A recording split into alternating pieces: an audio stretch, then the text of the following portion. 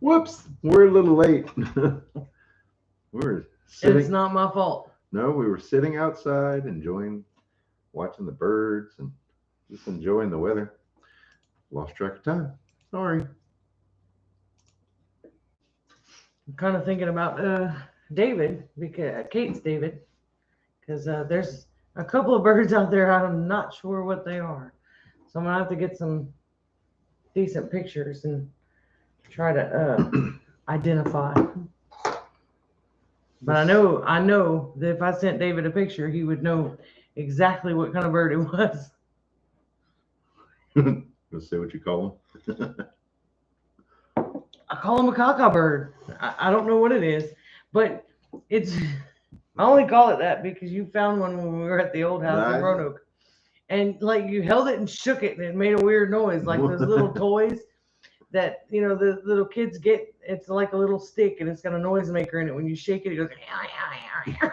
Yeah, the toys that teach kids to strangle their siblings.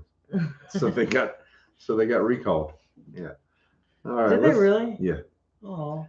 Let's see. We've got Mind and Body Co., Starla Doak, Veronica Hart, Where to Begin Homestead, Built on the Rock Homestead, Mary Beth Smith, Inside Kate's Kitchen, Homestead Aquarius. Let's see. Oh, Aquarius says, wait, where to go? Where to go? Love Raid from Rebel Canners and Campette and Family Compound. All right, cool. Appreciate you guys. Let's see, where am I at? Bayou Dawn, How to Garden, Hooga Homestead, Jesus, Dawn at All the Things Acres, North Shore Preparedness. Let's see, where am I at here? Lisa Hoffer, Karina. Wait, hi, Karina. Karina's our friend who's deaf, so we sign a little. Gossmania Homestead, Crazy Ed's Homestead. And I think Melinda Elliott. How convenient. we had the pleasure of seeing Melinda Elliott in person this evening. It was really, really cool. Yeah, I got to meet her this time instead of just you. Instead of just me. Yeah. So welcome everybody. We have been so busy. We've got a lot going on. We have been busy. I love it though. The good kind of busy. I'm enjoying being outside. The weather has been absolutely gorgeous. We've been working on making our lives richer rather than making some corporate billionaire richer. Who is planting? We are, for sure. Well, we have been. The tomatoes are probably a good 2.5 feet tall now. Today, to measure those. Something that we worked on today was there's this little spot out on the side yard that we're going to be clearing an area soon, and it has some wild passion vine. We call them maypops. That's a common name for them here. So rather than just mowing all of those down, because the maypops are a host plant for the Gulf fritillary butterfly, instead of just wiping those out, we took some not cuttings, transplants, basically. Yeah, we dug some up to transplant. So hopefully those do well. We put them in pots for the time being so that they can kind of recover from the transplant shock. So that's I'm interested, eager, excited about that. Lisa, same here. A lot of the seedlings aren't doing well. No, I've talked to a few people, and peppers this year are really struggling. And I think a lot of it has to do with we've had some cooler fronts come in. It's not cold, but it's cooler for peppers. And peppers like that warmer, hotter temperature, I guess. And they've been struggling. I think ours kind of got stunted. We're gonna try them, and if they don't work out, then I'll go buy some plants. I'm not opposed to buying plants, but I'd rather be able to start them from seed on our own. See Henry's comment?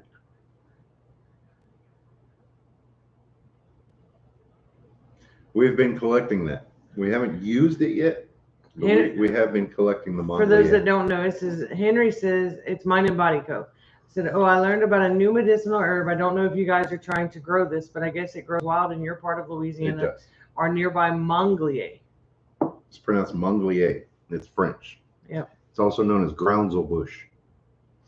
We are harvesting it. It is everywhere here. Everywhere. So I have been experimenting with it a little bit, and I haven't tried to make the tea yet, but I'm going to. It's really, really good for you, and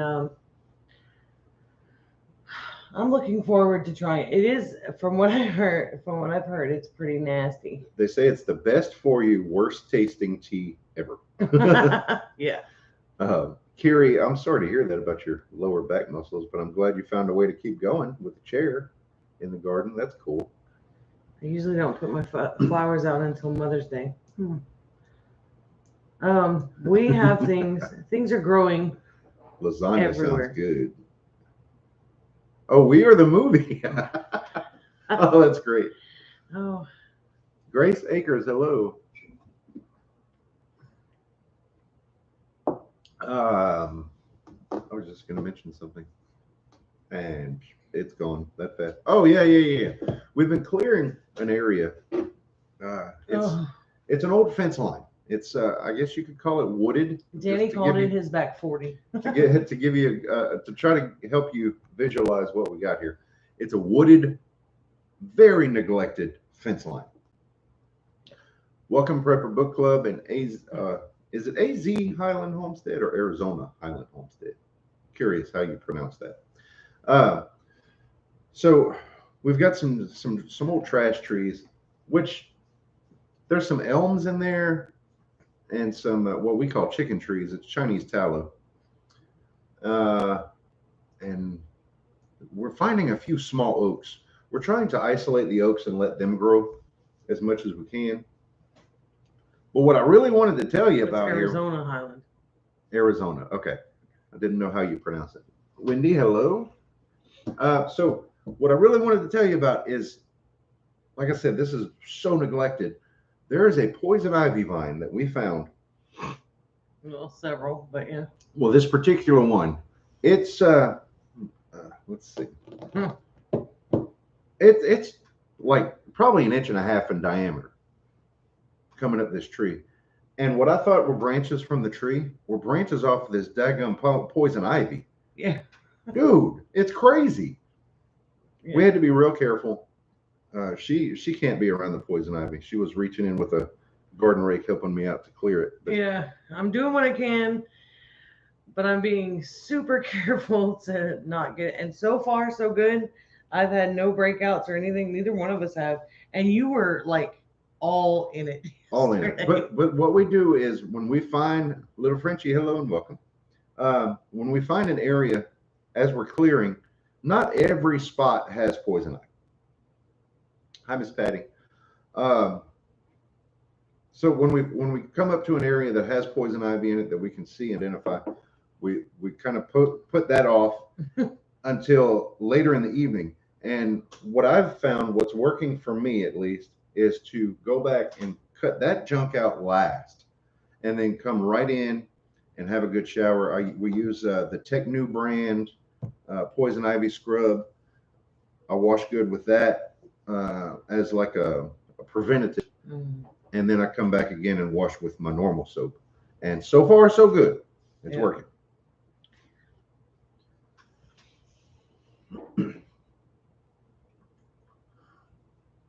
The piece of property that we're working on is not ours. It's his godfather's.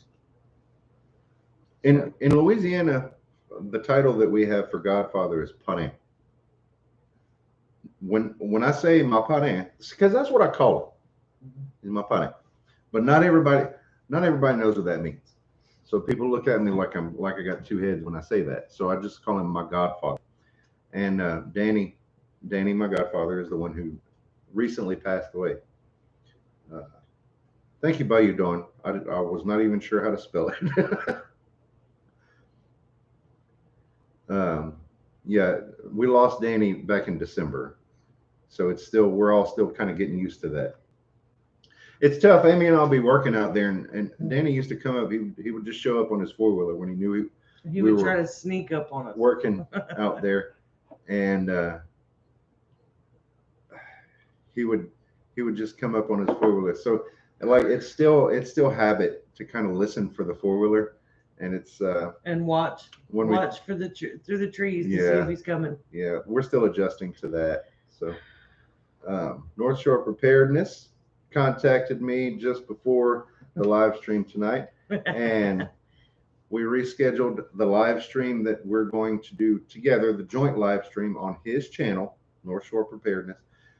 Sean, if you don't mind, go ahead and share your channel link. On Monday at 6 p.m. Central, 7 Eastern, we're going to be guests on North Shore Preparedness channel. We're going to be doing a joint live stream together and talking about prepping. Hello, Michigan Daffodil. You can come wash my dishes too. She's dealing with fibro. Every time we get together and chit chat with Sean, whether it's live on YouTube or just here, or just oh, Grace, you're new here. Ah, cool, welcome. Whether we go live on YouTube or whether we just chat, we do a lot of video chats. I got it. It's always a very interesting conversation. You never shared your own channel. We can do that for you. Oh, man. You just want his couch. Yeah, there's a running joke on the North Shore Preparedness channel. Sometimes when he does nature calls while he's live, because he goes live all the time, all the time, and it's great.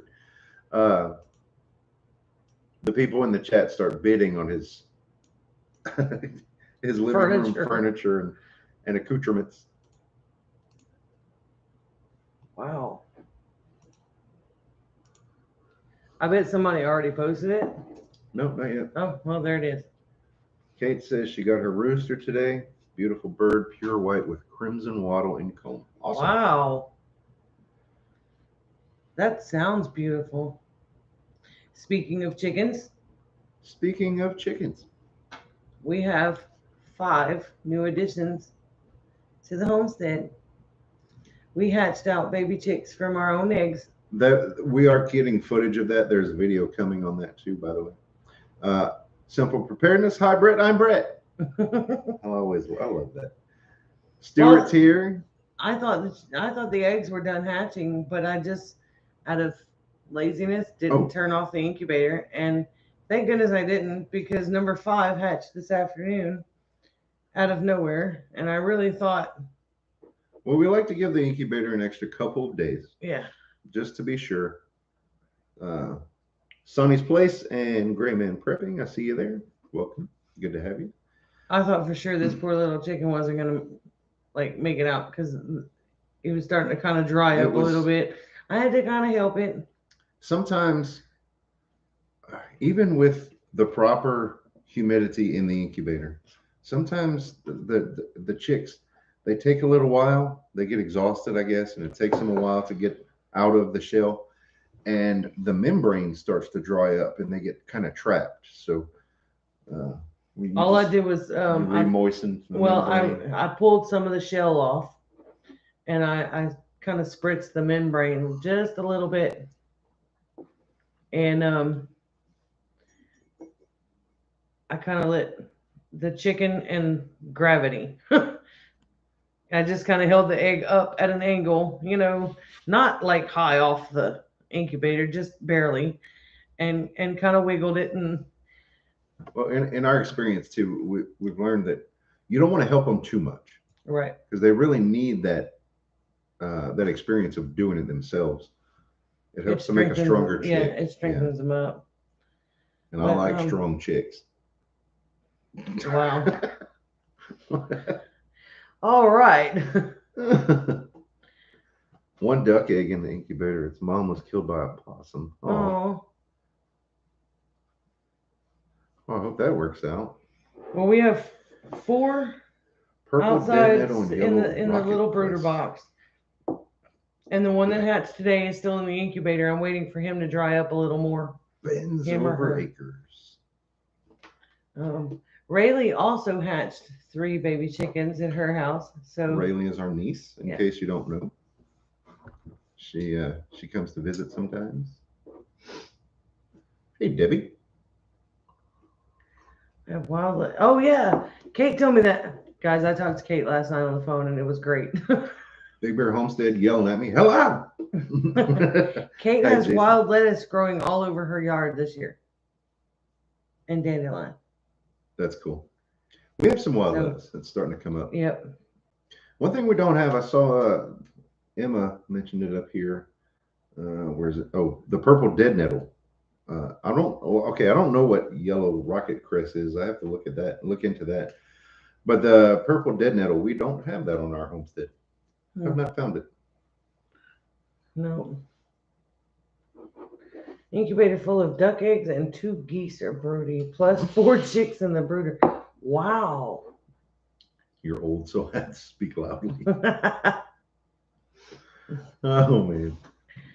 Well, I made it to Big Bear's Live Saturday night. You were in there too. Yeah. And they were talking about milking cows. There were some jokes that we chose not to share with you in your live stream. Yeah, that'll have to be a Marco Polo thing. But that was an interesting live, to say the least. So, yeah. We were over here just like rolling around laughing. The goal is to try to make each other laugh as hard as we can on each other's live streams. And I tried really hard. I could have had him. I really could have, but I would probably gotten banned from YouTube. Yeah, there's some things that are just best left unsaid on the platform. So anyway, It was interesting though. see, I already mentioned about we talked about the chicks. We talked about the passion vine. The topic for tonight: who really feeds your family? Well, in a lot of ways. You almost got me with the one. I know it was close. I could have had you right after that, but yeah, I don't think you two would have left me on there. We try to implement more and more ways to produce food on the homestead and not just be consumers, because when we're consumers on the corporate system, we feed that system. And there are, let's see, I have to refer to my notes. I didn't get to the wild violets, but I'll do that tomorrow. I also found gooseberry growing on the bank of the pond. Oh, nice. We have violets. I've never actually tasted the gooseberry.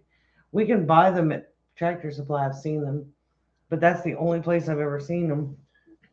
I don't think they're not native here. I've been looking up native plants to our area. Sorry, and that's not one of them that I've come across. Our food system has become so industrialized.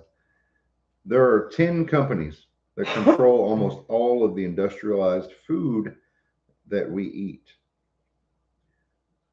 All of the different brands of food are, well, almost all of them are underlings of these 10 companies. There's Kraft, Coca-Cola, PepsiCo, Nestle, P&G, which is Procter & Gamble, General Mills, Kellogg's, Mars, Johnson & Johnson, and I'm not sure what this other one is. I think it's Unilever.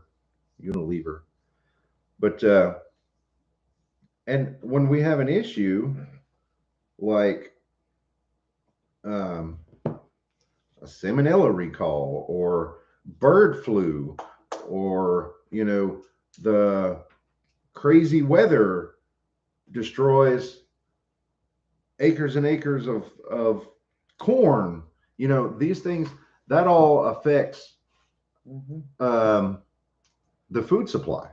Veronica, yeah, the dewberries here are all over the place as well. What's weird is the dewberries and the blackberries are blooming all at the same time, which that's not normal for our area.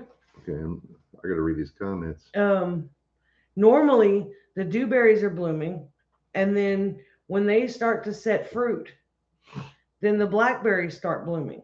So they're a few weeks from one right after the other. But this year everything is blooming all at the same time. Everything is starting to make fruit. Gossmania, I have to, yes, I did hear about that, and I have to refer to some other notes because, yeah.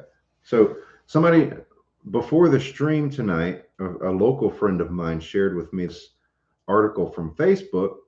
Well, it was shared on Facebook. It says a string of fire destroys food processing facilities across America. Now, if you remember, I think it was back in February, there was a Walmart distribution center in, I believe, Indiana that burned down.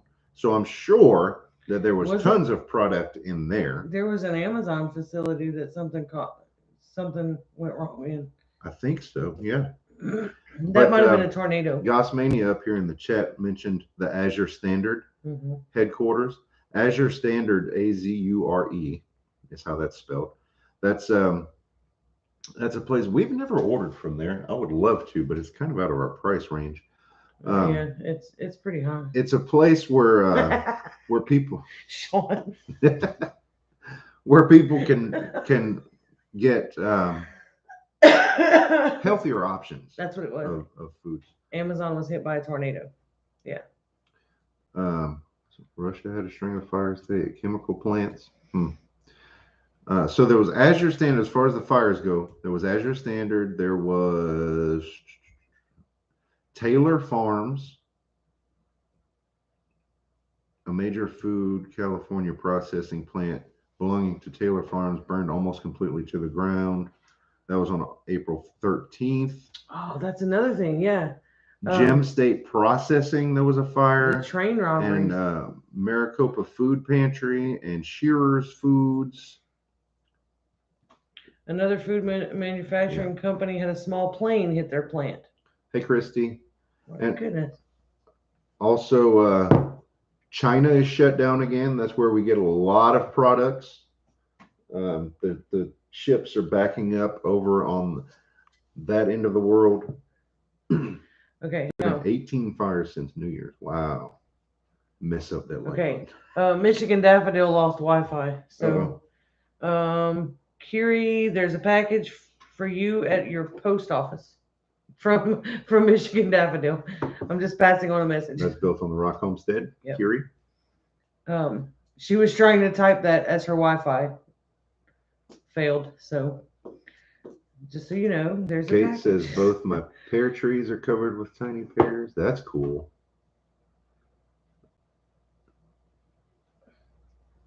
Heirloom permaculture. What's happening, John? Massive fire at a pool company in Midland, Texas. How's a pool catch fire? That's kind of ironic. Wow. Pay no attention to the dumb. That was kind of rude. North Shore says, I remember when my family's garden fed my family. Yeah. There was a time in about 2 generations. We look at how far we have slid. Because after World War II, there was a thing called a victory garden. Hello, Hedgehog's Homestead and Farmer Adele Acres. Welcome to you. Victory gardens. Nowadays, I do not at all trust the current governments to promote self-sufficiency. I don't see that happening in any kind of way. Whether it's neglect or it's intentional. Let me say this: whether it's incompetence or it's intention, shit's getting real and things are falling apart. Sean. Oh, he retracted it. He said Brett's gonna get punched out later. Okay, wait. I miss Kate. Kate said my dad's garden used to feed our family all spring and summer. Yeah, see, when I was growing up, my grandfather had a huge garden. Look at that rabbit after my garden. Little sucker. He's probably going to get some strawberries. Mm-hmm. Um, my grandpa had a huge garden. His entire backyard was garden, and it fed him and my grandmother and my parents and all four of us. Yeah, Look, that rabbit is huge. okay, That thing is bigger I than was- my dog, We had which doesn't take much, but we had to bring Abby's car to the repair shop recently, and the mechanic is a friend of mine. We call him Bubba. Everybody knows a Bubba, right? Anyway, I was talking with Bubba, and I told him, I said, because he's got a lot of the same ways of thinking that we do, and I told him, I said, wildlife is welcome around our place. We love to watch the wildlife, but we have an understanding. If I need to eat you, I'm gonna. Someday, I'm you, my Bubba. God. Oh man, that's so country. okay, wait. You, my Bubba. Wow.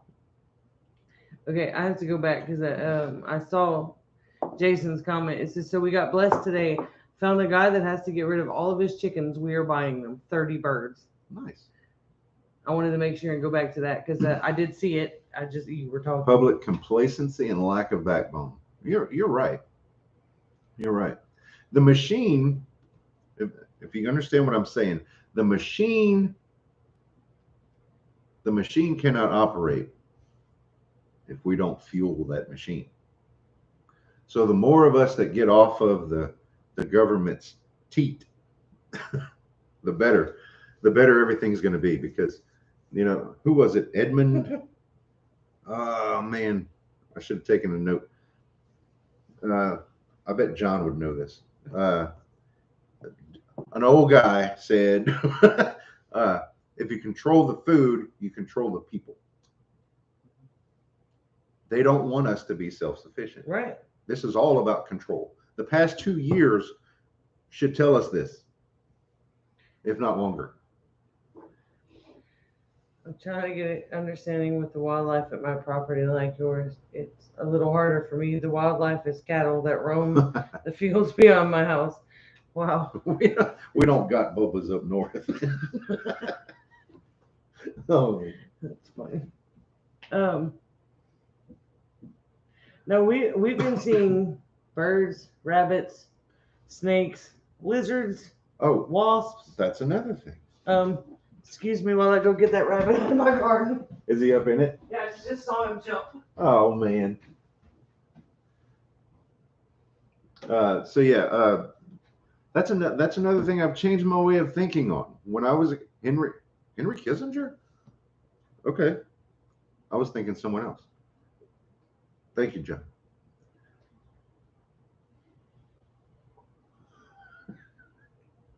Oh, that was great. Anyway, when I was a kid, I grew up under the mindset that if there's an animal on your property that doesn't belong there, you got to kill it. That was just what we did. And I have since changed my way of thinking.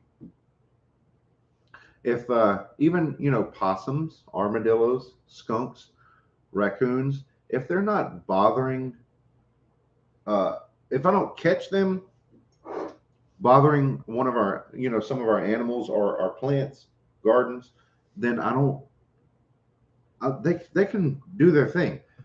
And the same with snakes.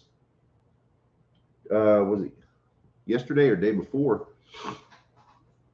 I saw a snake in the yard.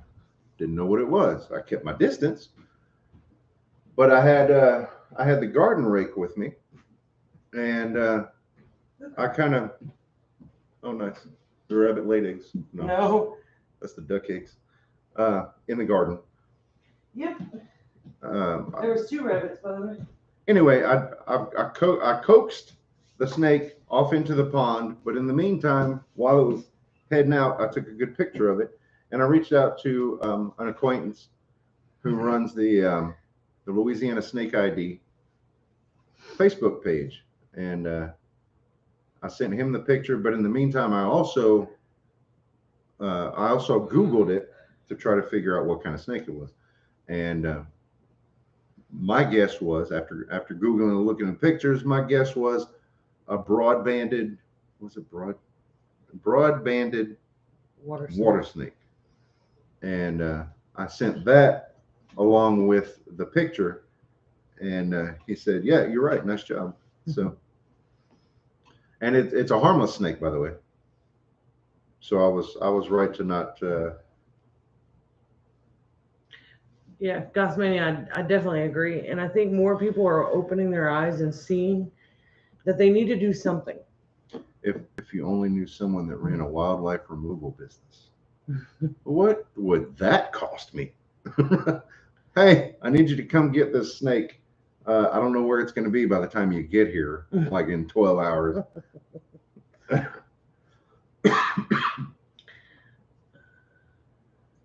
Amanda, Albany Mountain Did you make Homestead. room on your property for an 18-wheeler? I have room on the property for an 18-wheeler. It Now, depends on if it has rains, been raining. then you might be here for a while. When Amanda Albany, welcome. When the home She going to prom. self, Oh, wow. when the Self-Reliant Roadshow came, that was a mess. a little over 2 years ago, right before COVID. They came out, and when they got here in the bus, it's a retrofitted or remodeled school bus that they've turned into like a camper. Mm-hmm. When they got here, everything was nice and dry and solid. Well, that night it poured down raining and everything got sloppy, and they were here for a week. And when we tried to move the bus out, it sank to the axles. So that was fun. Yeah, that was interesting.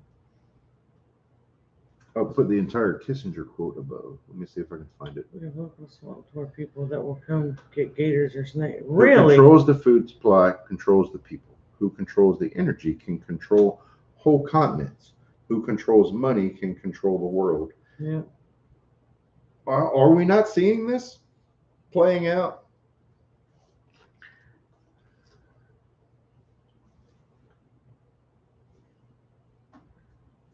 Okay, wait. I was reading something and then I lost it. Oh, Jason's telling you he could have identified it. Oh, okay.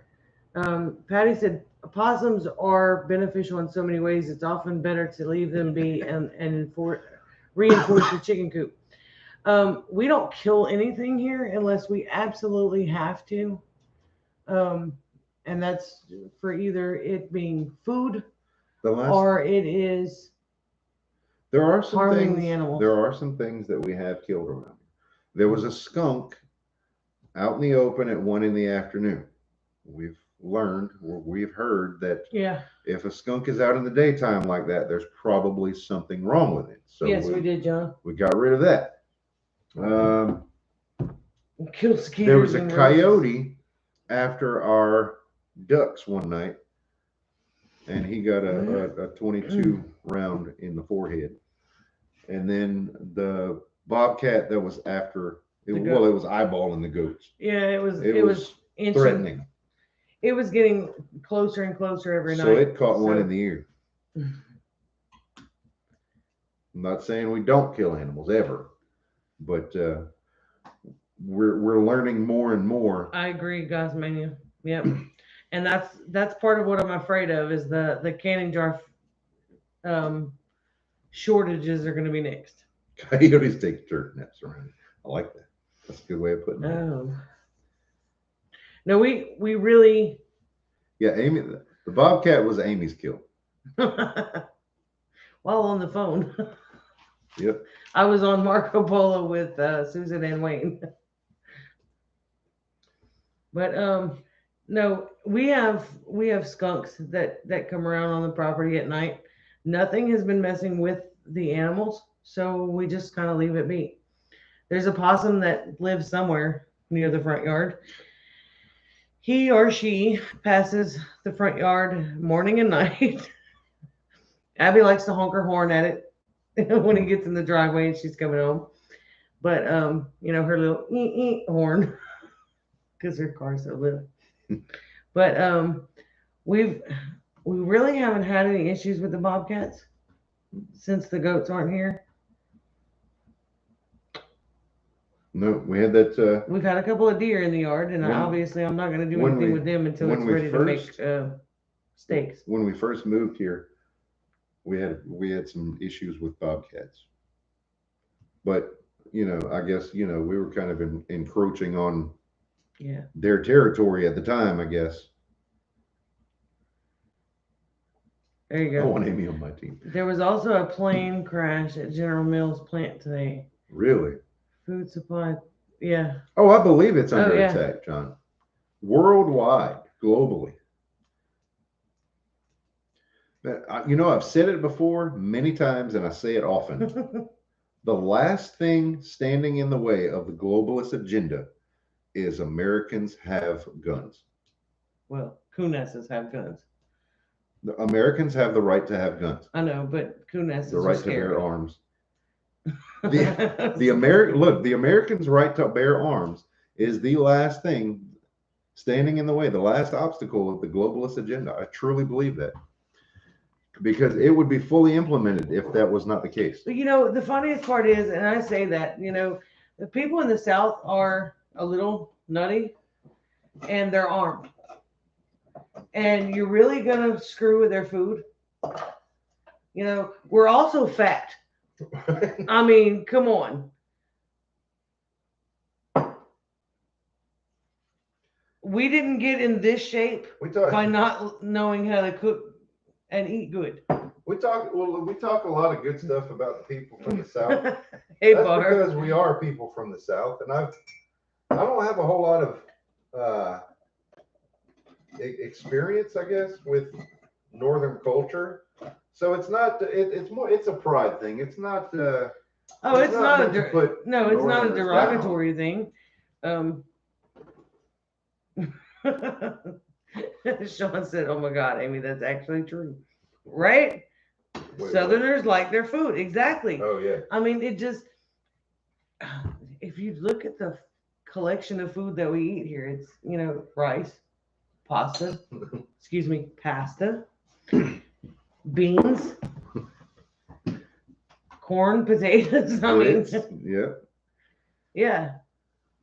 I saw hey Barb, good to see you. I get grumpy with no food. They better not test me, right? Okay, now imagine doing that across the entire crawfish, yeah. Southern America. It's gonna have some pissed off fat people. Piastas. Oh man. Don't mess with a hangry Southerner. There you go. A post on Facebook the other day, and I'm probably gonna butcher it, but I'm gonna try. It said something like, "Oh, look, a new species. Let's study it." And then like people from Louisiana, what's it taste like? Well, how do you think crawfish came about? That was poor man's food, and now it's like high dollar, like lobster. You can be way up north and nutty and armed too. Yeah, I'm sure. Oh. Look, our ancestors are from the Nova Scotia area, so yeah. And they were freedom fighters. Nanny Joyce. Tubbs Hardware, we could boil that. $29 a case. Yikes.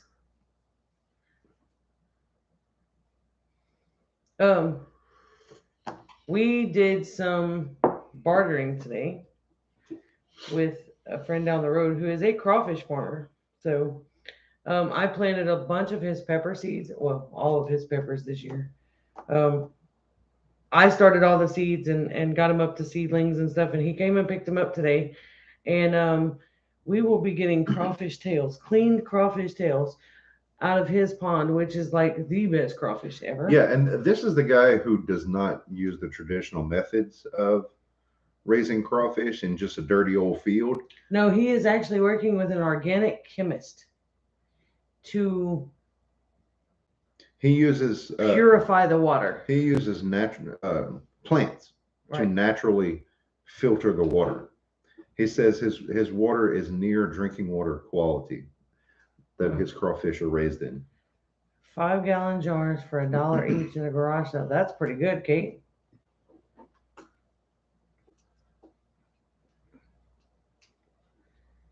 Biofiltering. Exactly, it's biofiltering. But around here, he's pretty much the only one doing it. Everything else is everybody else is doing it. It's rice field part of the year and a crawfish field the other part of the year. So you've got all these fertilizers and chemicals and all this other stuff in the crawfish ponds, and all that stuff is going into the food. The sun is doing some threatening stuff lately too. There's been some X-class solar flares that if they were to hit Earth directly, it would cause some serious issues with communications and electronics. So there could be either uh, an issue that comes from the sunlight, not lately, soon, or there could be an issue soon that is blamed on the sun, if you know what I mean.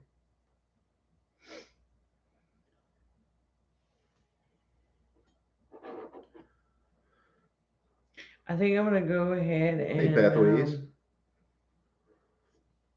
make that order on Amazon for that pasta roller. Yeah. Because I haven't found any cheaper. I've been kind of looking around on Marketplace and stuff. So, yeah, Abby made homemade pasta. Um, Man, it was so good. She made the entire meal. She made chicken Alfredo and the whole thing from scratch. And it was Tasmania wants to link to the pasta roller. The pasta roller. it was incredible. Um, I can do a link on it after I purchase it and mess with it. I want to make sure it's something that I want to refer. Good idea.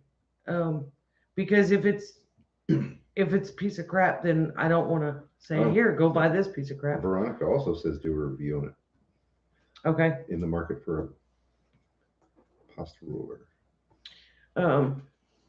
Oh, Abby is incredible. She is okay. She's got some extra pasta.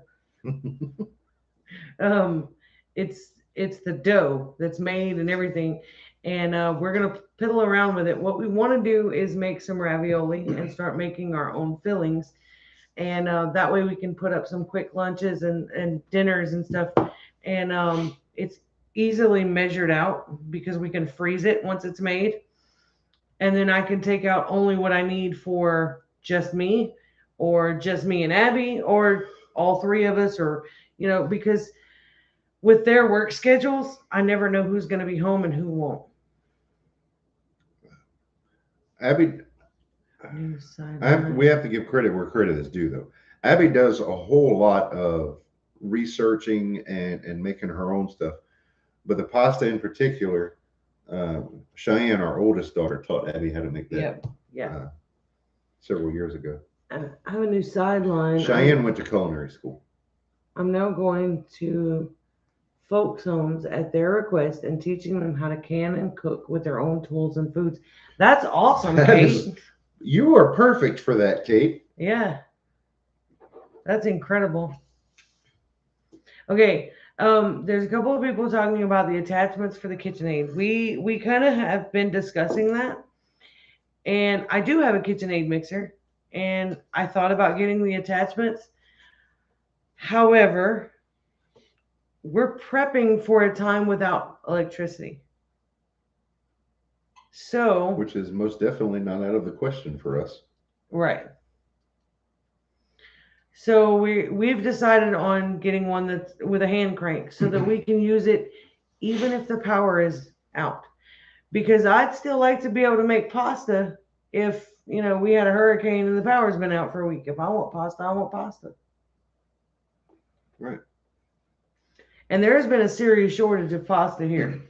Durum wheat. That's what I was trying to think of. That's the type of wheat. All of a sudden, like an hour ago, we were talking about that. Yeah, okay. No.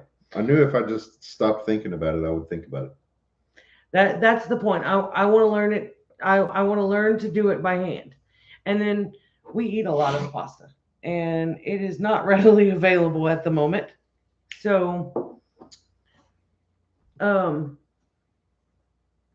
why not have a pasta cutter that, the roller and the cutter that we can have we can make it when we need it. The price has nearly doubled. I haven't noticed a price increase. Honestly, I haven't looked at the prices because when we go to Walmart, there's nothing, very little, if anything, available. Well, we're pretty Well stocked on honestly, stuff. we rarely eat pasta on a typical basis. And we're quite well stocked on spaghetti. So we haven't needed to buy any. Well, I still want to stock up more, but Well, that's right. just I'm me. just saying, typically. I've been mostly living on preps. It gets used up quicker than you think. Exactly. Yeah, it does. Yep. It sure does. And well, the whole thing of it is, though, if we were in an actual like grid down situation where we're using our preps because there isn't anything else available, we're going to be rationing our portions. You'd have to be You know, rationing. Yeah. I'm going to be losing about 20 pounds real quick because, I won't be able to eat like normal. I almost say eat like a hog. That's what Danny would have said. Yeah.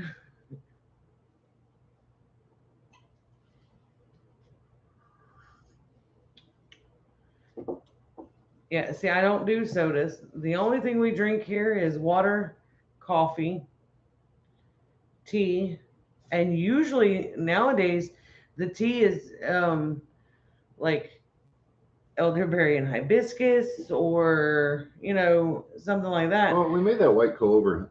Yeah, we did tea. the white clover. Wasn't a big fan. It needs to be. There needs to be more flavor in it. Well, yeah, but you can add all kinds of other things to it. Right. It's just, I don't know. I like flavor, like robust flavor. I'm Cajun, So it just tasted kind of like, well, let's drink Mint some tea, grass water. yes. Abby likes mint tea, and we actually have a peppermint plant that is About 5 years old, probably. I think we brought that one from the old house. No? No, but very shortly after we got here, we put it in. I would like to get a tea plant. It's a Camellia sinensis, I think. I don't remember. I have it written down. I need to get one of those because that's what I would make black tea with, or green tea actually. Because if you dry the leaves, I don't remember. I have it written down, but you can make black tea or green tea with it. Sean's fussing people. Appreciate you, Sean. That Sean is the like button, please. Meyer lemons are great for lemonade and can be canned if you want to. Well, I had a Meyer lemon tree, and then the hurricane came through, and then the freeze came through, and then the flood came through, and yeah, one of those. Yeah, they're for for a span of about 8 months. Southwest Louisiana was the poster child for it was 10 months climate disasters. We had 4 disasters in this area in 10 months time. Okay, 10 months. Yeah. But I would like to get another lemon tree. And then that's not counting the tornadoes that. No. A little after that. No. Yeah, it was horrible. No, that was just major disasters. That was just the major ones. Y'all's weather's been a bit biblical. Yeah, pretty much. Yeah. Let my people go.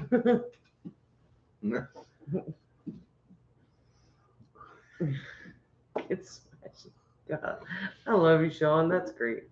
The only difference between green and black tea is like when white and green asparagus, you just cover up one to make the other when you put it in the ground.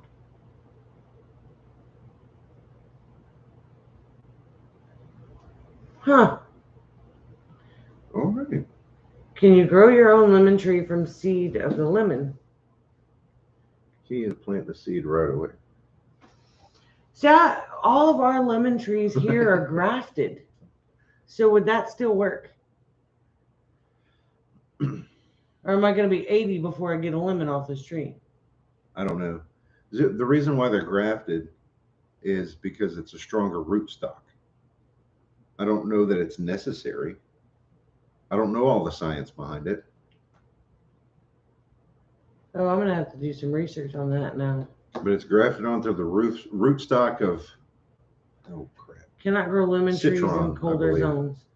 Okay, well, we are southwest Right. Louisiana, 30 miles from the Gulf of Mexico. Welcome, Deathclaw. So, yeah, where we are in zone 9A is probably about the farthest north, maybe 8. The farthest north that you can grow citrus without intervention. And the same with bananas. We've got some banana trees back there. They had done good until we got that big, nasty freeze last February. mm-hmm.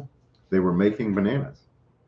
And it's just the same banana trees that people use for landscaping, for pretty. Ferment. Oh, ferment. Huh. I would like to try some other fruits. We've got some. I want an avocado tree. Okay. I need to try to get an avocado seed. We've got some young apple trees. We haven't gotten to the point. It makes fruit. It sets fruit, but for some reason or another, whatever the case, the fruit has not made it to maturity before it falls from the tree, whether it be strong winds or bugs get to them or whatever. And we try not to spray. Now this year I have seen a ton of ladybugs, which is great news. I can hear that chick in the incubator. Is that what that was? I thought I was freaking out. I thought it was the dog. Something. Wow. Maybe I have your avocado ready to. Oh, Kate's got an avocado tree for me. I feel like I remember something about that. Yes. I didn't know if she had gotten one started or not. For your apple trees, you have to have a certain number of freeze days for them to produce. Even the hot weather apples, because these are particular for this climate. I know the Einsheimer apple is native to Jerusalem. You need 2 avocado trees to cross pollinate. I'm starting a new one today. Oh.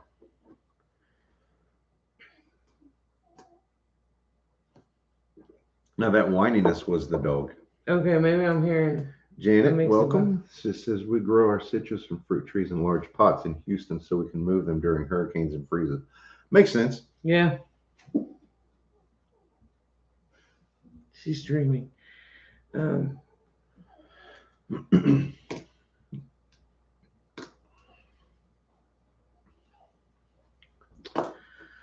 have to look into that. Growing lemons from seed. See, Christy said, not sure what you get from the lemon seed. It will revert back to the parent plant. Won't be the same as the grafted. No, the grafted, it's a Meyer lemon branch grafted onto I think it's citron rootstock. So unless the lemon branch, or when it's more mature, it would be the tree, unless all of that tissue is frozen or dies or whatever, you're not going to get. It's possible for the rootstock to come up, put branches out. You just got to kind of watch if the branches are coming out from below the graft, and the graft is usually visible. How to Garden says, all apples have chill hour requirements. Make sure you get the ones that are appropriate for your area. We did research those. We have an Einsheimer, we have an Anna, and a Golden Dorset, which are for our area. The Anna apple, and they all cross-pollinate with each other. Right. My mom's Meyer lemon froze to the ground and came back the next year, and the lemons were wonderful. That may not be a grafted tree. I don't know why we have grafted trees here. I've always been told because it's grafted onto a stronger rootstock. I don't know. I don't I'm know not sure. either. Hello, Christian. Yeah, the weather has been pretty incredible here. It's a little warm in the afternoons. I I don't think it know. was 84 today was the high. Yeah, so a little warm, but not It, not it's not even uncomfortable.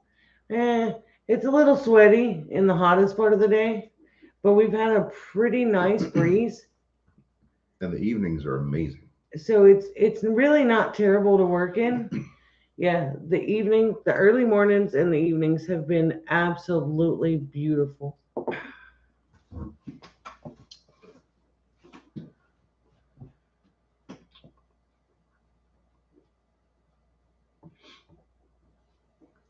Oh, Kate's gonna try to layering. It snowed there on the weekend. Oh my might want god. to look into the low chill apples from Australia.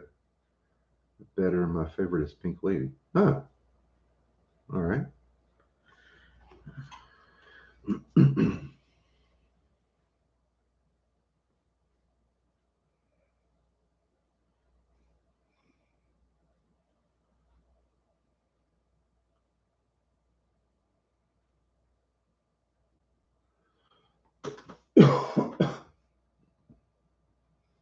Okay, I'm writing notes.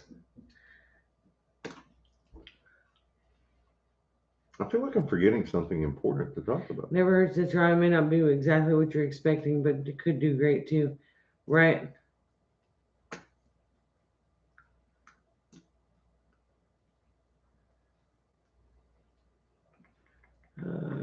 Freeze a couple of years ago destroyed citrus trees, so lemon has come back to produce, I think, tangerine. Wow.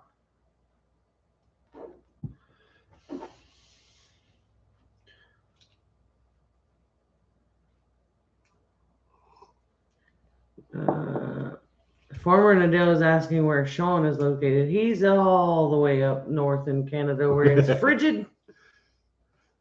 Who feeds your family? Is that what you're forgetting? Um, we touched on that quite a bit, but yeah, who feeds your family, and what does that question really mean? Like, I have a full time job. I'm a fireman. My hours are crazy, but it's full time. That's my career. But is that people say, what do you do? And our immediate thought, our minds go to, what is your job? What does your job really define who you are as a person? Not necessarily, and I don't think that it should.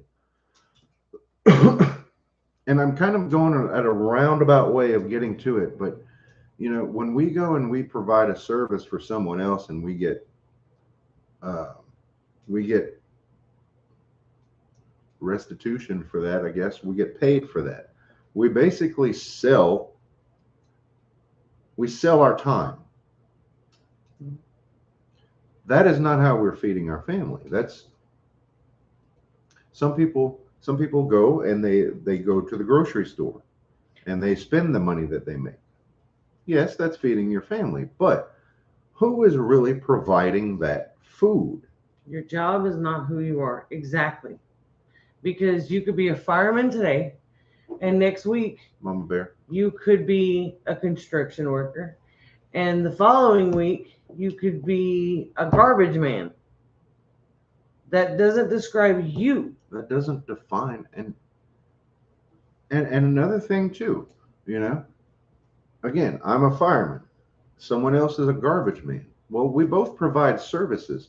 No, neither of us is better than the other for what service we provide. Right.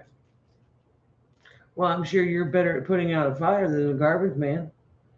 And he's better at collecting the garbage and putting it where it needs to go. Right. I mean, that's just But that doesn't make you better than anybody else. And I think that's where, our society as a whole has become,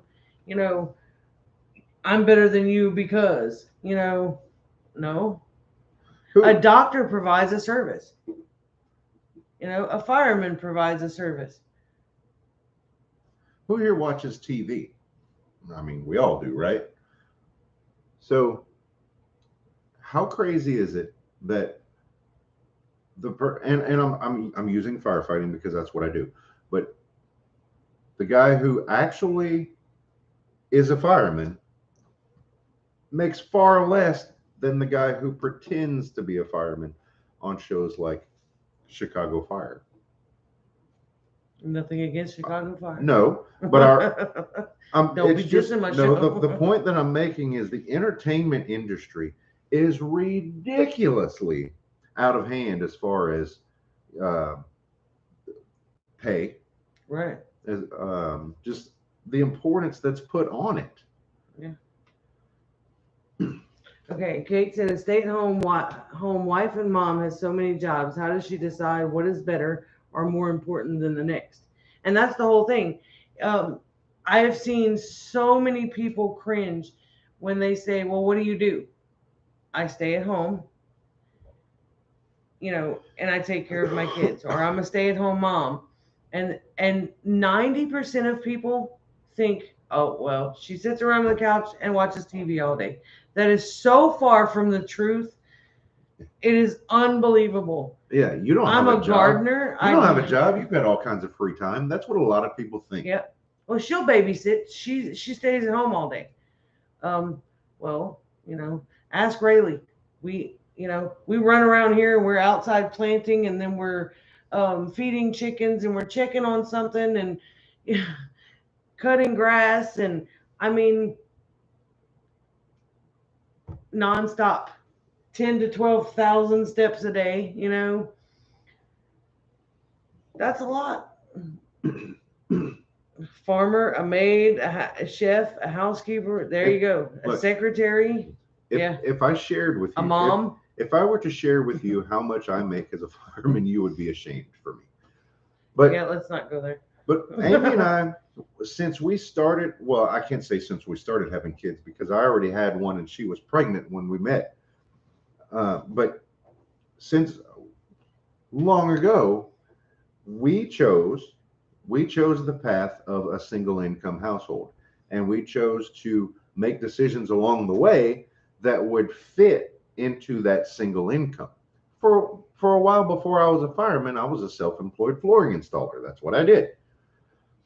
And before that, I was working in retail, which that didn't really pay the bills. But so anyway, along the way, we've had to make choices. We've had to make sacrifices. We've had to do things. We've had to be frugal to fit this choice that we made so that we could raise our children. Right. Has it always been easy? Have we always made the right decisions? No and no. But we've made it this far, and we're going to continue to move forward. Okay. It's just like a housekeeper, low man on the list, but the truth be told, no hospital could run without them. That's exactly right. And Christy Betts said, what job has the longest effect on our society? A parent. A mom or a dad. Yeah. Truth.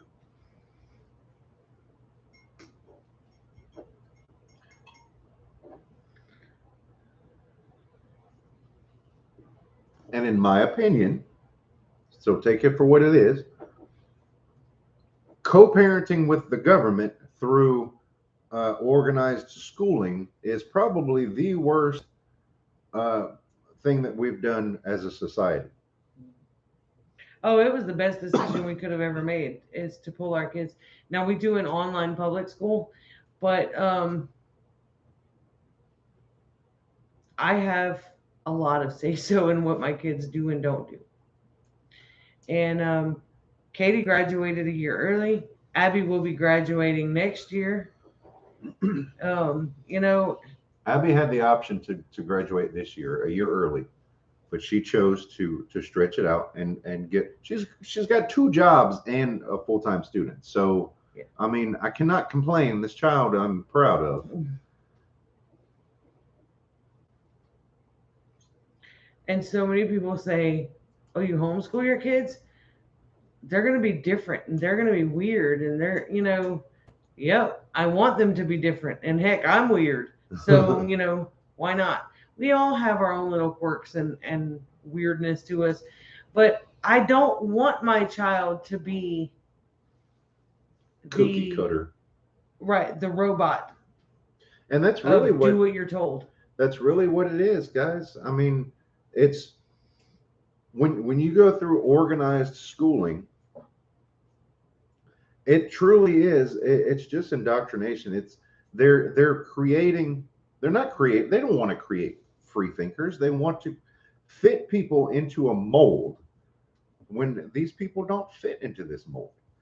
If a child has more energy than they think that child should, then the child is sent to the doctor and medicated, and then the doctor gets kickbacks from the pharmaceutical companies for prescribing that medication, and it's all just a big money-making racket, and it's all meant to fuel that machine that I mentioned earlier. Kate homeschooled her kids when it was illegal.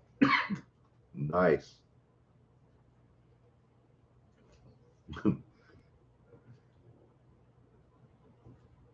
Veronica said, I get that all the time too. Ask me if someone else's opinion matters. Nope. See, I'm gonna love meeting her. We have so much in common. Now there is a limit, because I have seen homeschooled children who have been far too sheltered. Well, not just that, but I've seen kids that are homeschooled that are kept home to work. They're not actually schooled. Well, that too. They can't read. They can't write. Finish my thought. Sorry. There are some, and I've always been of the thought that we can shelter our kids from some things, but at the end of the day, they have to be able to perform in this world. Right. As adults, you have to prepare them to be adults and function in the world that's here. We can't change the world, so we have to allow our kids to adjust to be part of this society that we're in, as screwed up as it is. You have to take your kids to experience life as well. Yes, it's very important. But homeschool kids most homeschool kids seem to learn so many more life skills. How to change a tire, how to check their oil in their vehicle, how to feed a chicken, how to mow the grass, how to cook, how to do your taxes, how to budget. All these things that the school will not teach you. And we've been homeschooling for 8 years. You might say we're homeschool hipsters, because it didn't get popular until about 2 years ago. We had all the people looking at us like we had two heads and we're weird. Right. Know someone who said they were homeschooling his kid, but he only bought the books and did nothing else. The kid played video games all night. And that's something I refuse to do, because that is to me, that's, I wouldn't call it abuse of a child, but it's very similar, because you are neglecting to teach that child what they need to know. From the very beginning of our homeschool experience, Abby was in the 3rd grade. Katie was in the 7th grade.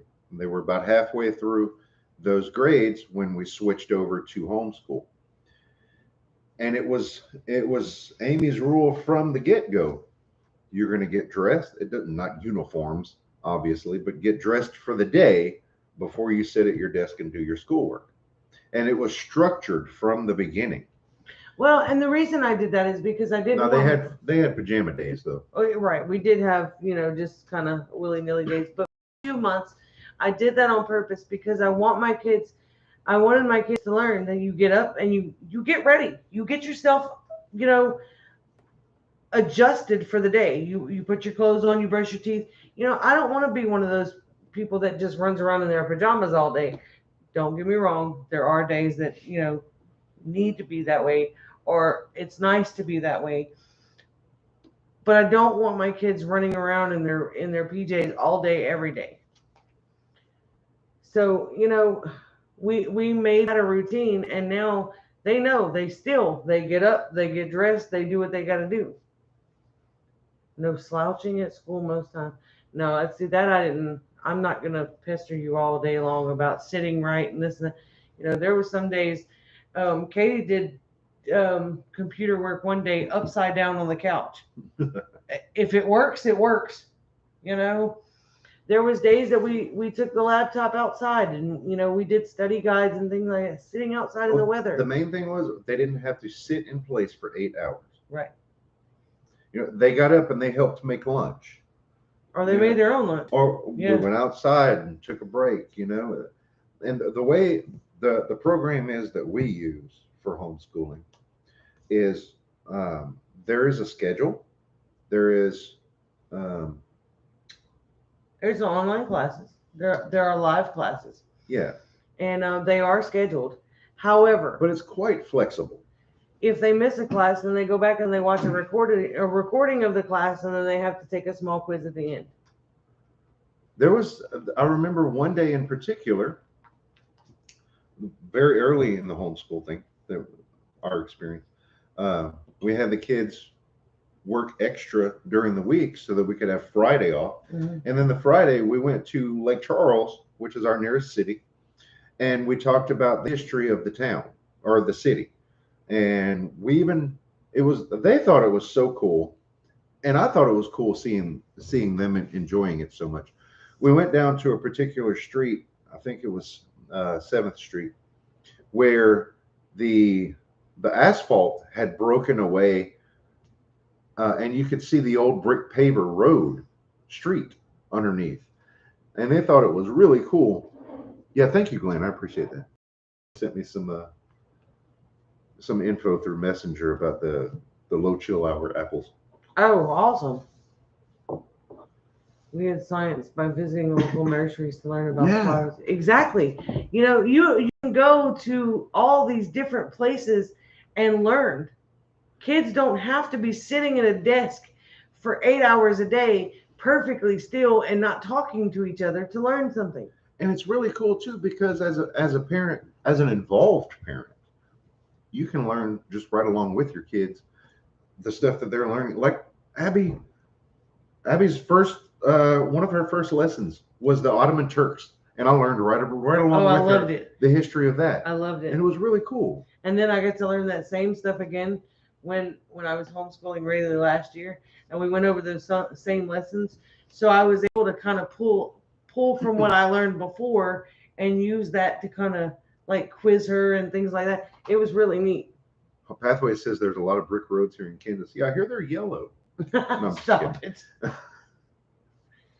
Textiles by visiting a local fabric mill and taking their food. That's awesome. If we could get 50 thumbs up, that would be so cool. We've got 5 to go. We want to take a trip to our local Tabasco factory. You say our local Tabasco factory? The only Tabasco. Okay. The Tabasco factory of the planet.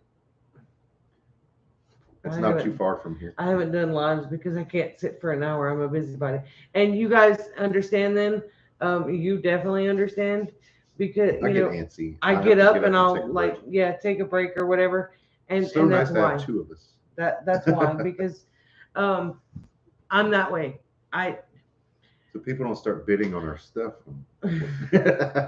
Well, when I wake up in the morning, I'm not one of those people that can just lay around in bed for an hour after I wake up, because I don't know. I just get achy and I kind of get bored. Like my mind immediately starts wandering and making lists of things that need to be done. So I'm usually up right away and nonstop from morning to night. We got up at what, 5:30 this morning. I normally go to around. Couldn't sleep. I go to bed around midnight, so I don't get too much sleep, which is weird. But I've never been able to sleep longer than like 6 hours at a time, unless I'm really tired or sick. So, okay, Dawn just said awesome flavors. Yeah, up there it says August tea. I don't know what that means. Is August a brand of tea? I'm noticing that, Veronica.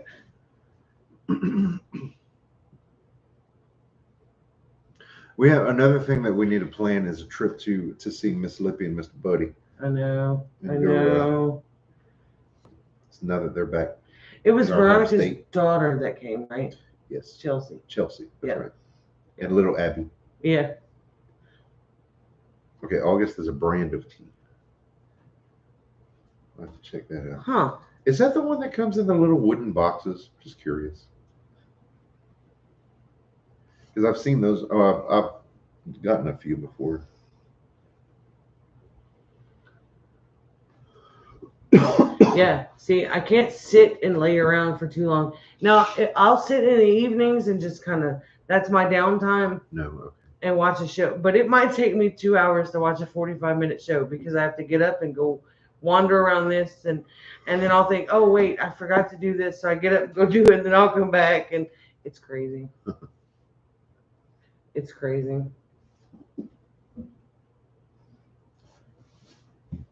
Oh, see, I got sidetracked. Chelsea and Abby were awesome, by the way. So if you're anything like Chelsea, I'm sure we'll get along. She was great. I missed something. I gotta go back in comments. So back on the, we were talking about pasta earlier. Pasta. Stop it. You gotta say it like a Canadian. Here, place we don't eat a ton of bread. There's 3 of us, and a loaf of bread might last a week, if not more. Usually more. Yeah. The same with bread. I mean, yeah, bread is just like bread around here. The same with milk. Like well, that's because me and Abby don't drink milk. Abby drinks it every once in a while, but it still upsets her stomach. We use it in recipes mainly nowadays. But we've gone down. We used to get 2 gallons of milk at a time, and now that's because the kids were little. now we do. Now we get a half gallon, and sometimes I throw half of that away. You know why we drank so much? We went through so much milk because Katie used to drink milk like she was attached to the cow. All right. Kate said if I sit still, I fall asleep. That's it. Melinda said the same thing. Y'all, it is hilarious to watch Kate. She will be in mid-sentence and just doze off. Okay, it's great. I love it. Okay, where I was trying to go with talking about the pasta again was we were talking about earlier, since bread lasts us so long here, if it comes down to it, then instead of making our own bread all the time to have bread on hand, we can have the pasta, we can have the tortillas are like super easy to make. And then bread can be once in a while as like a treat because making bread is kind of time consuming. You can do biscuits too, which are fairly easy. Yes. Just curious, I heard you say you have chickens. Do you sell your eggs? Yes, we actually do. We normally don't sell by the dozen because I don't have anybody that buys them by the dozen. We sell them by the 18-pack for $4. And we have one dedicated customer, and that's all we can really supply. For now, she'll come and buy everything. We're not getting very many eggs at a time, and she buys us out as soon as I get enough. But this is the same lady she gave us a lot of our ornamental plants to get started around here, in which I say ornamental. Was flowers they're good for and pollinating. Trees and stuff. They're good no, for the she gave us the daylilies. Those are edible. Yes. The red bud, it's edible. Anywho. Yeah. Anyway. Okay, and she is a good bartering contact because we recently butchered some of our rabbits and we went and got some more rabbits from her from a different bloodline. Right. Bread isn't time consuming, it's just a lot of waiting. Well, that's true. Yeah. Have y'all grown tobacco pepper? That's got to be Tabasco, right? Surely. Because tobacco is not a pepper. Tabasco is made on Avery Island, and that's where we're planning on going. That's where I want to go get the Tabasco peppers from. I want to get the seeds. Avery Island. Let's see. I don't want to give you a wrong figure. I'm gonna see how far away it is. I did get your email, Mama Bear, and I'm working on that. This has been a crazy busy week. I do have them set aside. I have them on the kitchen counter so that I don't forget them. Avery Island is 65 I just have to bag them miles up and bring them to the post office. from our homestead.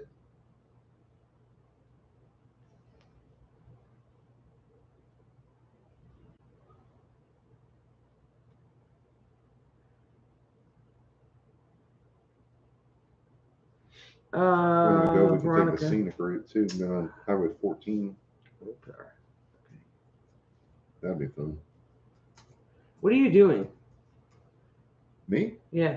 I was looking to see how far Avery Island was from here. We're on a live stream. It was in reference to the live stream. Get off your phone. Butthole. Oh. Oh, Karina's. Wait. Oh, shoot. I hope I didn't miss you. Good night, Karina. 70650. What? The zip code. Yes. We have 2 zip codes. Hush. Okay. Veronica asked for the address, and she said, we have a P.O. box, so I can put on here. Sending seeds. Now I got to go back and see. Oh, Tabasco seeds. Awesome. I want to get some from Avery Island. That's kind of my excuse to just go back because I absolutely love the smell of the Tabasco factory. Okay, I missed something. Wait. Mama Bear says, deaf. Me too. I'd arm wrestle for a big udder dairy cow. Just without reference, that's weird. I think you're talking to Wow. Death Claw. There we go. Okay. Okay. Cardiologist. Now it makes sense. I see Death Claw. Sean's got cardiologist appointments all weekend. A weekend? Oh. Wow. Do I have doctors open on the weekends? Oh man, we're so close to 50 thumbs up. That's my goal every week, guys. If you could help us out, that would be awesome. I've got you on the prayer list, Sean. Even Sunday. Wow. I couldn't get a doctor's appointment today for Abby because they're closed on Thursday. Yeah. Oh, well, they're not closed. The doctor isn't in. I'm like, what's the point in having the doctor's office open if the doctor's not even there? But I think that's the day that they do like shots and, little kid stuff. On a serious note, guys, if you keep a prayer list, I have a request. Our oldest daughter, Cheyenne, is got some questionable news at the doctor today. I'm not at liberty to share, but if you would keep her on your prayer list, we would greatly appreciate that. And your nanny. And my nanny. My nanny went to the doctor too. She's got some health issues that she's dealing with, so.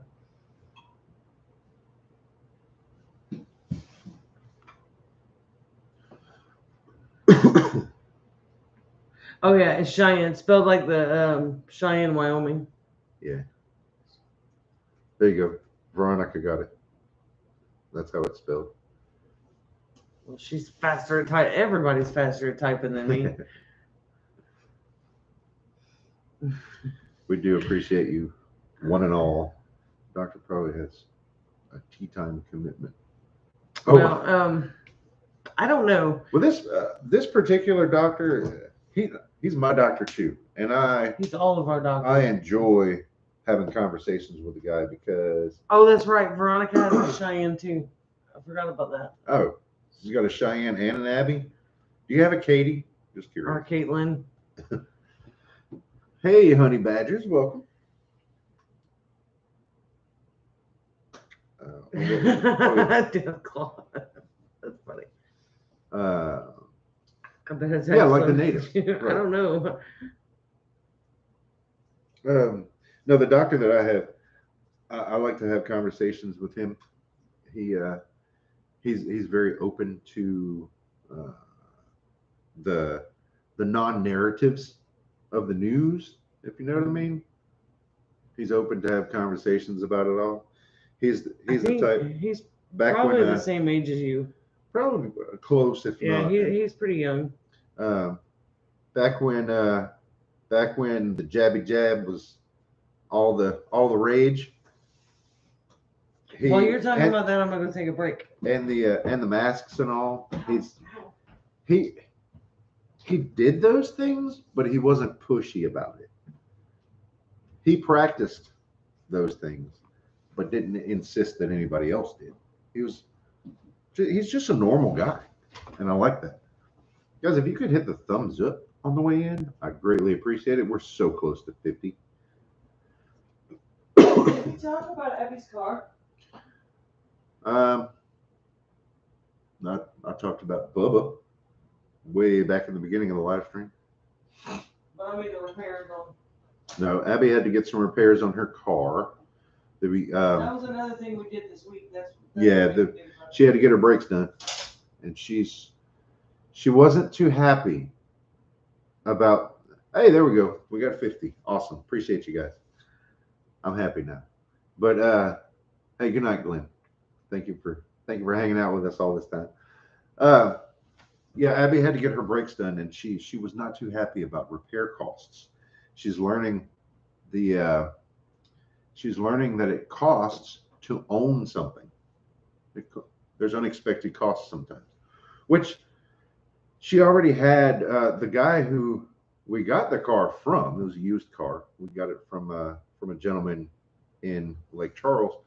He took good care of the car, and he threw in some seat covers and the brake pads and brake shoes that he had gotten for that car. he threw those in, and he lowered the price for Abby because she's a hard worker. He's a really nice guy. Anyway, so she already had some of the parts that she needed, so she needed to pay someone for the labor. Could I have done the brakes? Possibly.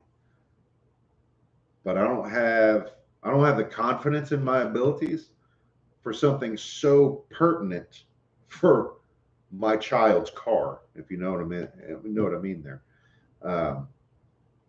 Braking, being able to stop is kind of important. And if I don't do something right, anyway. So anyway, the mechanic that we brought it to is a friend of mine. And she was supposed to bring him stuff today. I just thought about it. He was supposed to get some cowboy candy from us today, and she was supposed to bring it, and we forgot all about it. Sorry, Bubba, if you're watching, because I found out in having a little conversation with Bubba, who is our mechanic. Obviously not his real name. That he watches, and he often lurks in the live streams without chatting. So if you're watching, sorry about not giving you the cowboy candy today. Yeah, Abby pays for all of her own stuff when it comes to the car.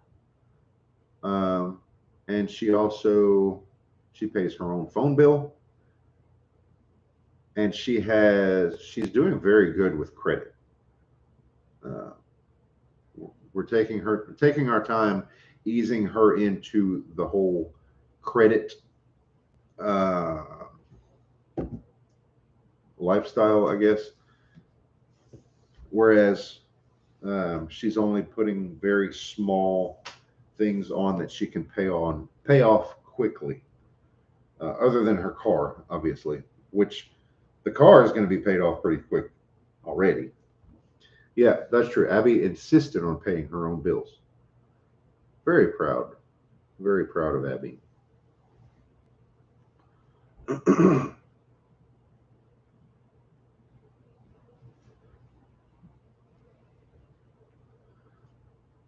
My friend Bubba actually bought. They just moved not too far from us, really. And I'm hoping to, Amy, I know you're listening out there, but I'm hoping to make some time to go over to Bubba's new place this weekend sometime, because he and his wife, or he and his family, bought what used to be, it was called Buckeye Farms, and it was like an exotic animal. I don't know if it would be like a petting zoo, but anyway, there's lots of acreage. I think there's like, I say lots. I think there's like 5 acres, and he's got room to develop all sorts of stuff because obviously the animals are no longer there, but he's got the space to raise animals. He's got the space to do gardening and fruit orchards and all sorts of stuff. And he's basically starting from the beginning where we were about 7 years ago, and just developing his new place that he just bought. So he's eager to learn from us, and along the way we can learn too. I like teaching. I like sharing our experiences, but I really, really enjoy learning new things, and I try to do that every day.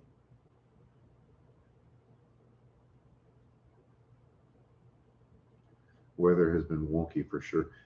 Yeah, the weather is weird. Things are getting strange. The things that we can really count on, just, I don't know. When we first moved here 7 years ago, there were things that were the same every year. And now things are changing up a bit. The dewberries used to be that the dewberries would put on flowers. Now I'm talking wild plants here.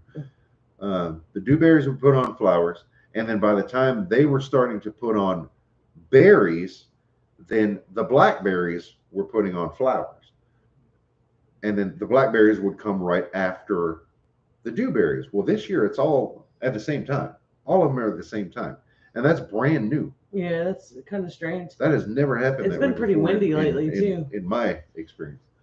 Oh, the wind has been ridiculous. It's either from the south blowing its ass. Oh, sorry, blowing like crazy to the north, or the opposite way. And either way, yeah, I mean, the plants are taking a pretty. And we live on the Gulf Coast, so if the wind is coming in from the north, it's a cool, dry wind, and it's great unless it's already cold.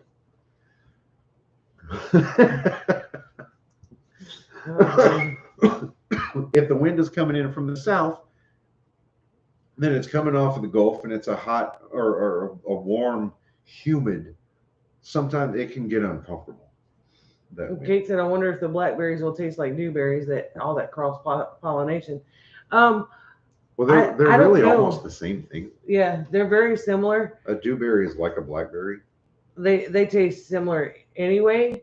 The dewberries are just bigger than the blackberries and much easier to pick without getting all cut up. The way I like to think of it is there's three wild berries that look almost identical. There's dewberries, blackberries, and mulberries. Mulberry grows on a tree, blackberry grows on a cane, and dewberries are like little thorny vines. Vines, yeah, on the ground or anywhere, pretty much.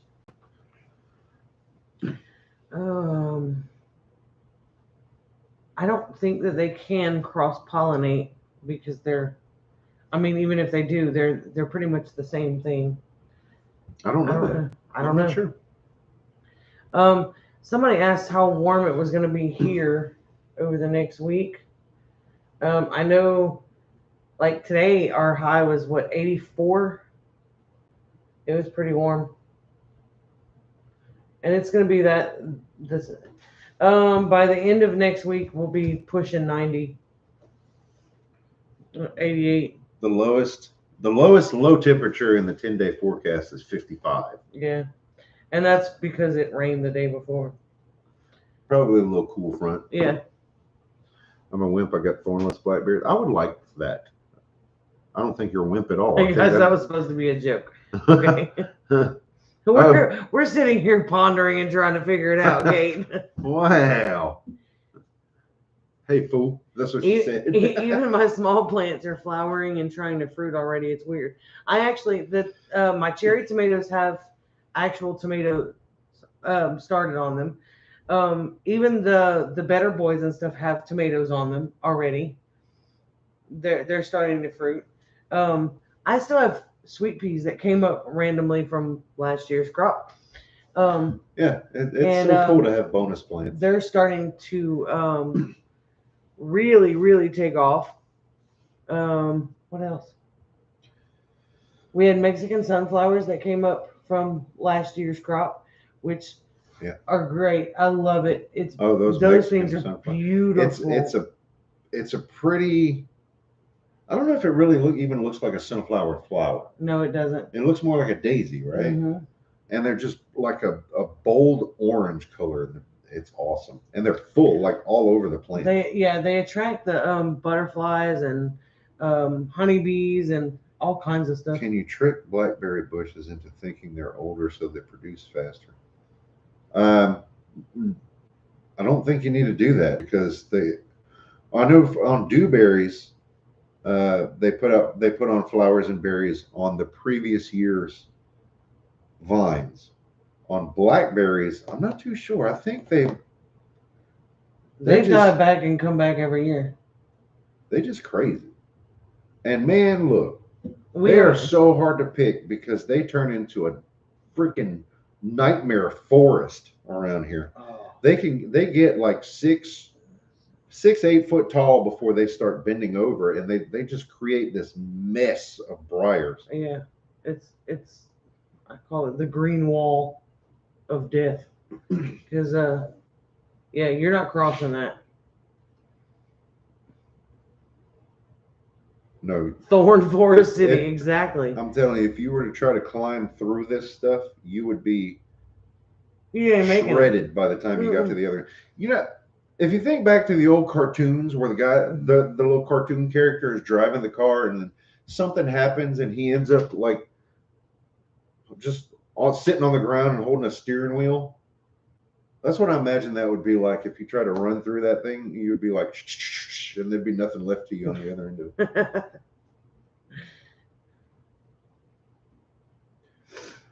it.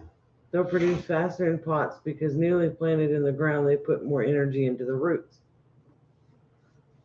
Huh. That's why they're called brambles. Yeah. They are deadly. Oh, did you ever send out those little seeds? No, I discussed that. They're over there on the counter. Oh. So I wouldn't forget. All I have to do is put them in an envelope and bring them to the post office. So Mama Bear, they're right over there so she doesn't forget. So you might want to send her 7 emails. Stop. She already reminded me again. We're in redbud Homestead protection blackberries, yeah. Hey, that's not a bad idea, actually. Put a wall of blackberries around the homestead. So you messed up my train of thought. So if you see me planting blackberries in the driveway, you can bet you better hunker down too. All we'd have to really do is stop cutting the grass, and this whole place would be dewberries. It would all be it would all be blackberries. Wall of death, just like spikes. Yeah. Birds are like the birds. They go and eat blackberries, and then they go around like machine gunning that stuff, planting it everywhere. I swear. Really? Yeah, that's what they do. If you could grab a bird, you could plant seeds wherever.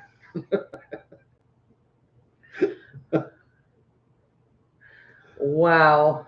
God. Oh man. No, yeah. You were talking about going to Bubba's place this weekend. I'm good with that because I think we should. I'd like to see where they're starting. I really want to see the metal beds that they bought. Yeah, I'd like to see if they have any different wild plants too, because it's only like 3 miles away. Well, I'd like to see what we can trade and barter too, because like they may not have any maypops over there, and we can. Yeah, or elderberry. Right. That's how we get so much elderberry all over the place. Is the birds. Our bunnies and coyotes would eat it all, including the freaking thorn. Well, the deer love the blackberry berries, and that they don't seem to be bothered by the thorns too much. The rabbits eat the low-lying ones, some, But We have some wild persimmon trees too that Yeah. the deer love. but there's literally blackberry everywhere, so we have no shortage. We can share. I have to put my veggies behind a screen fortress. See, that's like Susan and Wayne's place. Like they have deer, so they have to have 8-foot fences around everything.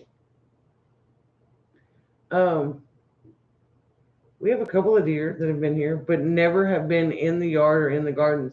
And like today, I chased out 2 big rabbits. Mhm. I don't know that they were trying to jump up and in the bed, or if they were jumping up and playing with each other out there in the yard. Oh, if there was 2 of them. Yeah, there was 2 of them. Yeah. I just walked outside and By the clapped way, my hands real hard, elderberries. and both of them took off. Nice. Elderberries and comfrey are doing great. All the elderberry cuttings sprouted except 2. Awesome. That's cool. I was not sure that they would do well this time of year. I'm so glad that they are.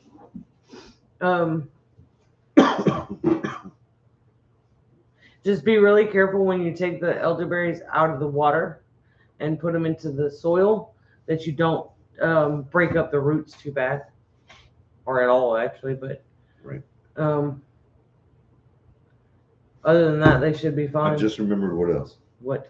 We set up our propagation station again. It's a set up. It's a small tote that is, well, it used to be watertight.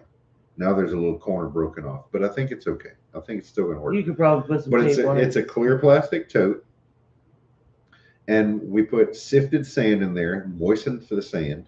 And if you go way back to one of our very first videos, I showed it, and we started. We take the tomato suckers off of the tomato plants, and we start new plants. We clone the tomatoes using that propagation station. The moist We sand. started mint cuttings and rosemary cuttings and all kinds of stuff in there. Right. You put your cutting down in the moist sand. The airtight or watertight, whatever. It makes like a greenhouse effect. Yeah, it makes it basically. It traps the moisture in, and keeps the cutting moist, and with the humidity in there, and it's just trapped in and gets light because it's a clear tote. And you start to get roots because the roots have no problem just growing right into the sand. Yeah. And then you carefully once they start growing roots, you can just kind of pluck them out of the sand. They don't have anything really to hold to. But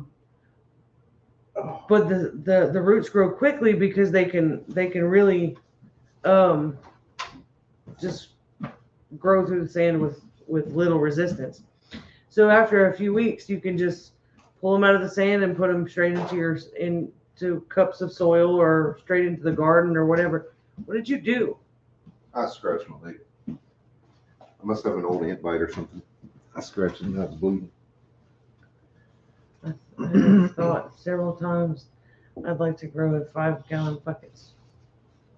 We're doing the lick tubs this year with some herbs and stuff, which they're starting to come up. Seeds are struggling this year. A lot of it is the wind and lack of rain. Oh God, it's drying everything out. Yeah. Sean said he had to share wild blueberries. Wait, where'd it go? Yeah, wild blueberries with black bears. Oh geez. Yeah, and not going to your house, Sean. I would love to have wild blueberries, but not if I have to share them with bears. Oh, and another thing, I'm talking about propagation. Another thing that I really want to try, maybe tomorrow, I'll have to make myself a note. I want to try willow water. Oh, yeah. And what willow water is, willow trees, you take cuttings from willow trees and cut them up small, and you steep that in water. And willow has a natural rooting. It's like a natural rooting hormone. And then you water your cuttings or whatever with the willow water, and it's supposed to help to promote the root growth. So if that works out, That would be awesome because we've got some willows here on the property. We have, well, I think I identified it as black willow. So, yeah, we don't have weeping willow. These do weep though. They just don't cry like weeping willow does. Well, they don't droop quite as much. No, they do droop some, but see, a weeping willow actually weeps. It like moisture drips, I believe. Really? I think so. Or is that something you heard when you were a kid? And it No, was I think I read that really recently. because I think that the weeping willow is because the branches that is considered weeping. when the No, I don't want branches to hang share with a like that. black bear. I don't want to have anything to do with a black bear, face or brown bear or any grizzly bear or any of them. I no. To look at them from afar, Oh, you're right. I trust Kate. thanks, jerk. Wow. Go. I want to, Bub. I don't know yet if we can swing it. I'm really hoping. Is there a date set? Maybe. I need to see how that fits into my work We schedule. lost our big willow from a lightning strike a few years ago. Oh man, we have like I said, black willow grows native here, and it looks similar to a weeping willow. It's just they're not as weepy, but Oh, split it in half. Dang it. we have quite a few in the field up here. Kate, Bub is talking about the Heartland Homesteaders Picnic in Kentucky. Yeah, that's usually in September. I Yeah, well, think yeah, it's he the said it's second in week in September. If it's the weekend of the 17th, that fits perfect with my work schedule.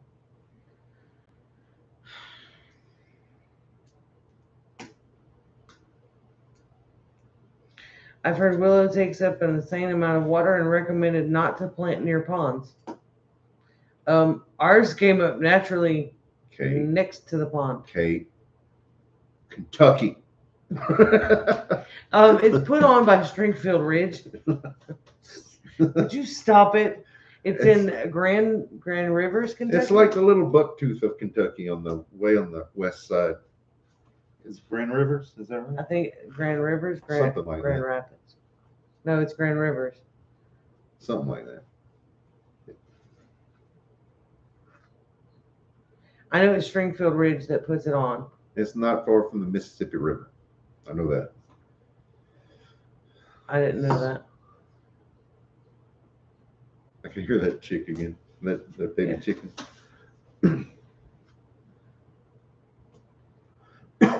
We need to start wrapping up. Oh, Christy Betts is heading out for the night. She's got a trip tomorrow. Well, safe travels. We will keep you in prayer. September 10th in Grand Rivers. Oh, the 10th. I could possibly move some stuff around, That's but yeah. that I don't know. no, I mean there's more. I mean, if it would have been on the 17th though, that would have been perfect. That would have been one less obstacle Right. for us to have to overcome because it is really that's a trip. That's a long trip Mm-hmm. for us. I would love to go. Love to go. I know. I miss all of our get-togethers. Oh man, the traveling is really hard, and with the dog being older, and Abby's working now, it's really hard to get around her schedule, and I don't know. We'll see. I can't plan anything that far in advance right now because I don't even know what's going to be what with the weather. See, we've got to kind of play things by ear because we don't know what hurricane season is going to look like. So, Oh, Kate's never been to a get together. That's right. Kate was supposed to come to the Bayou Bash in 2020 and we had to cancel it. But Kate did end up at our house instead. And that's the first time Kate came to visit. I'm still waiting for a Bayou Bash. We've talked about that. If we were to plan a get together in the future, I think we want to go a different route. Yeah. Instead of planning the big, Instead of planning the classes and speakers and all that stuff, I think we would just do a More get like the together, Kentucky more like picnic. the picnic. Yeah. which here in Louisiana, we would have to do that in a different time of year than what we did the Bayou Bash. Oh yeah, because it was Because freaking just to get blazing hot. together like that, to have free admission, we would need to do it like at a park or something. Yeah. And to do that at a park in the middle of July, Nobody's coming. people Heck, who, I'm not going. people who come from anywhere north of Interstate 10 are going to melt. Done. Oh yeah, gas prices to consider as well. Yeah, that's definitely true. Well, that's true too. Yeah. Too blooming hot. Yeah. It's so hot, nothing blooms. Even the tomatoes stop putting on flowers. Elderberry loves it though. Okra. The elderberry, the okra, yeah. A few plants that really like the it. The Malabar spinach. Yep. That stuff is incredible. The bugs like it that hot. That's when they start moving in. Yeah. And taking advantage of the plants that are weak from the heat and humidity. Oh man. We're going on 2 hours. Yep, I know. Are there any other prayer requests, guys? My butt hurts from this chair. I'm sure the chair hurts from your butt. When we stand up, we need to apologize to our chair. Oh, Life with Glenda and Chuck. Dang it. So late. Okay, got you, Mama Bear. That's all right, though. That's a good reason to be late. Oh, your Moringa is loving the hot weather. Ours, Really? we finally got one going. Yes, we finally have one that's getting started. It looks great. So Farmer Adele says, just pray for our world. Daily. We do. But you know what? I got you, Kate. I've read the story. I know the ending. We're going to be fine.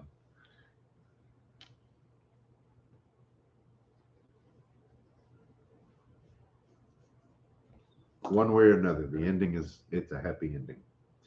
The most nutritious super greens. Yeah, I'm really looking forward to the Moringa. As a matter of fact, Mike was here today picking up his pepper plants, and okay, Sean. He's got a Moringa for us that he had gotten from a friend. He was trying to tell me all about Moringa and how nutritious it was, and I said, Mike, I already know about it. Figures you would. He said. Veronica started 75. Wow, that's incredible. We got some cuttings from Jen at the Nut House, JM Nut House. How those things are still alive? We thought they were dead. Now they're I don't know. Yeah, I don't know. They do have one of them has some new growth starting on it. So I'm trying to baby it, but man, transplanting those things, if you can start Moringa from seed into the ground. It's like the worse you treat it, like the more likely it is to live. I don't know. Oh man. Oh man. Gardening needs prayer. Boots and Bounty, you're so late. Sorry, we're ending, but I am glad that you made it in before we ended. You're so rude.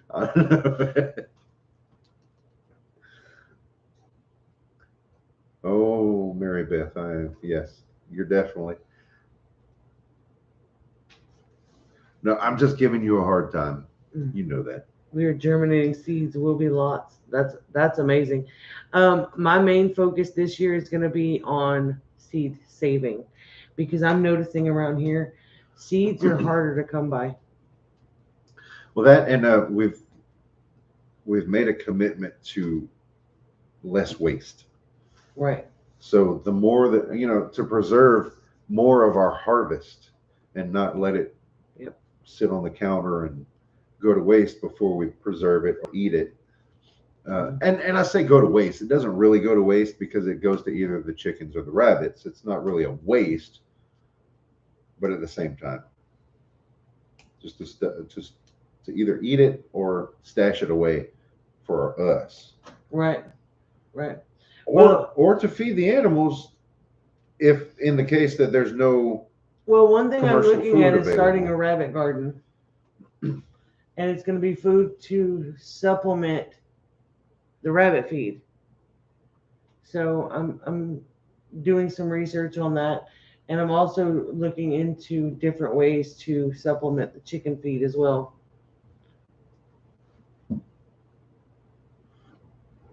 Alrighty, guys, we're right at 2 hours here, so time to say goodnight. Yep, I'm getting kind of sleepy. I guess I didn't have enough coffee. I don't know. So, guys, thank you for hanging out with us. We appreciate all of the support, all of the thumbs up, all of you members and moderators. Thank you so much. I'm going to look into researching the rabbit garden and possibly work on doing that in a video to share with you guys, because I think that's going to be very important over the next coming months. Is, what if the commercial feed runs out? What if you can't get it? With the effects on the corn and the wheat and things like that, so definitely looking into that. But Suburban Hillbillies was here. They are I just now. saw you. All right, guys.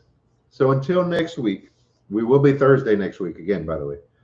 Until next week, good night and God bless. Stay safe, guys.